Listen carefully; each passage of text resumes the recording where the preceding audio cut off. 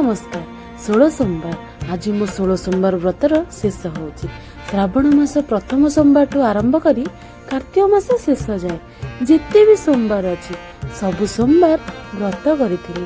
एठी माँ भुवनेश्वर को दर्शन करी चलिली मो कर्म क्षेत्र को माने ऑफिस मनरे भावु थाए जिते जल्दी जल्दी काम सारी सेते जल्दी जल्दी आसी प्रभु को दर्शन करी आ मो व्रत भांगी एपटे भावु थाए लेट तो हो गलानी पिला माने अपेक्षा करिथिबे गले क्लास नेबी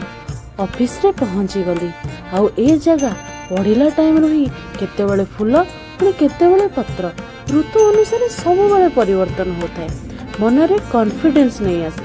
आसी देखे तो पिला माने मते अपेक्षा करिथांती सेमानक प्रेयर सारी तांको टिके पढ़ेई देली किछि टाइम पारे ब्रेक छाड़ी दे देखे तो किते सारा पारा आसी बसी थांती चाउल दिमुठा खाइबा पई तापरे आसी अपेक्षा करिथाए क्लास सरिले मंदिर जीवी मनरे भाबुथाए केमिति क्लासटा सरिबो मो प्रभुंक दर्शन करिबी एबे ऑफिस रु बाहरी चलिली दर्शन करबा एते गाड़ी घोड़ा आसुथाए देखि डर लागुथाए आसिला बाटरे गोटे स्कूल टे आज स्कूल रो पिला माने